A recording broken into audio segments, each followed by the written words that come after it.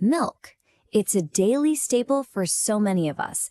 But let's be honest, the dairy aisle can be a little overwhelming. You've got fresh, pasteurized, long life, lactose-free. How are you supposed to pick the right one? Well, in this explainer, we're going to dive in and make that choice crystal clear. Oh yeah, you've been there, right? Staring at that absolute wall of cartons, bottles, and boxes. I mean, it seems like a simple product, but the choices are anything but. So our goal here is to cut right through that confusion and, hey, maybe even turn you into a milk expert by the end of this. So, what's on the menu today? First, we'll follow milk's journey from the farm. Then, we'll get into the science that makes it safe to drink. After that, we'll explore all those special types for different needs, cover how to store it properly, and finally, we'll help you choose the right milk for you. Let's get started. Okay, first up, let's begin right where it all starts, with milk in its most natural state, straight from the source. Think of this as our ground zero, our baseline for understanding everything else we're about to cover. So, raw milk. It's pretty much exactly what it sounds like, right? It's completely unprocessed, taken directly from the source. It's packed with all of its original proteins, vitamins. Some people even talk about its living enzymes. And because it hasn't been heated at all, it keeps every single one of its nutritional components just as nature intended. So if you were to look at what's inside, what would you find? Well, while milk is mostly water, about 87%, that other 13% is an absolute nutritional powerhouse. Seriously, it's loaded with carbohydrates for energy, proteins, natural fats. It really is a naturally complete food. But this brings us to a really critical safety warning. Because raw milk is untreated, it can contain some nasty, harmful bacteria. So it is absolutely essential that you boil it before drinking. This is especially true for kids, the elderly, or pregnant women. When it comes to this, safety has to come first. And you know, that very safety concern leads us perfectly into our next chapter, the amazing science that completely transformed milk into the safe, everyday product we all know and love today. This is where a guy named Louis Pasteur comes into the picture with his brilliant process, pasteurization. It's kind of like a delicate dance of heat and cold. They use a method called high temperature short time, or HTST, where the milk gets heated just enough for just the right amount of time to kill off any dangerous germs. Then, boom, it's instantly cooled down to stop any new bacteria from even thinking about growing. So why go through all that trouble? Well, this simple process was a total game changer for public health. Pasteurization is what makes milk safe to drink straight from the carton, wiping out nasty bacteria like Salmonella and E. coli. Plus, it extends the shelf life to a good week or so in the fridge, all while keeping most of those important vitamins and minerals intact. Okay, but what if you need milk to last even longer than that? That's where UHT comes in. It stands for ultra-high temperature sterilization. Now, this process cranks the heat way up. We're talking up to 150 degrees Celsius. And that intense heat is what allows the milk to be stored unopened on a shelf for 6, even 12 months. Now, there's always a trade-off, right? The convenience of this long-life milk is just incredible. I mean, it's perfect for stocking up your pantry or taking on a trip, but that super intense heat does change the taste a little bit, and you do lose a small amount of some of those heat-sensitive vitamins when you compare it to regular pasteurized milk.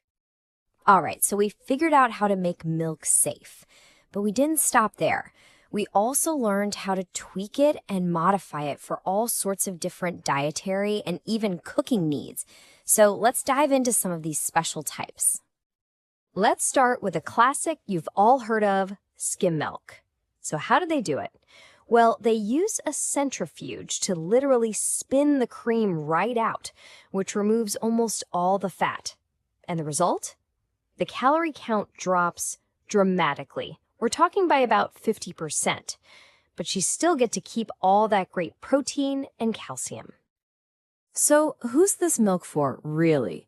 Well, it's a fantastic choice for athletes who want that protein for muscle repair, but without the extra fat. It's also great for anyone managing their weight or for people who need to keep an eye on their saturated fat intake for heart health. Okay, I want you to listen to this number, 65%. That is a staggering number, and it's the percentage of adults worldwide who have trouble digesting lactose, the natural sugar in milk.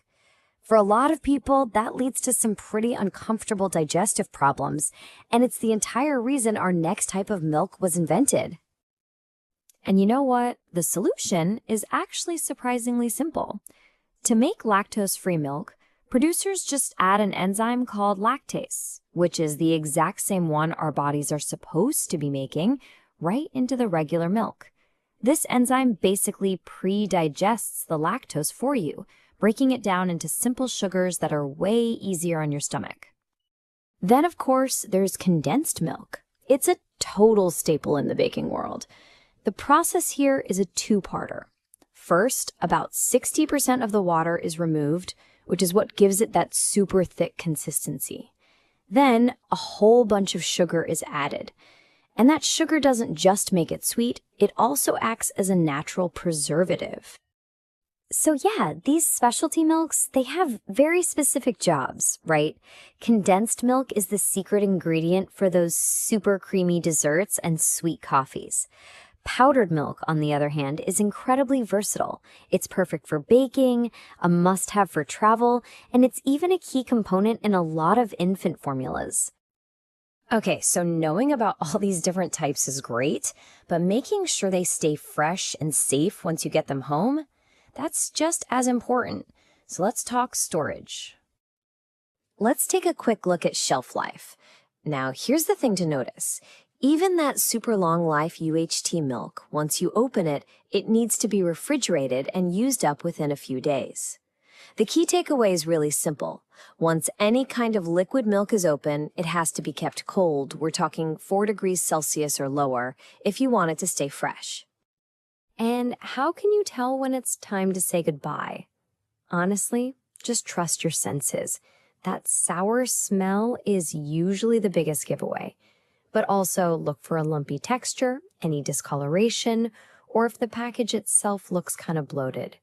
If you spot any of that, yep, it's time to toss it.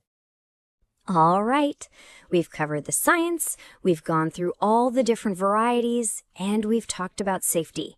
Now, let's pull it all together and answer the big question. Which milk is the right one for you? So let's break it down one last time. For just everyday family use, you can't go wrong with standard pasteurized milk. It's the best balance of safety and taste. If you're an athlete or you're watching your calories, skim milk is your protein-packed go-to.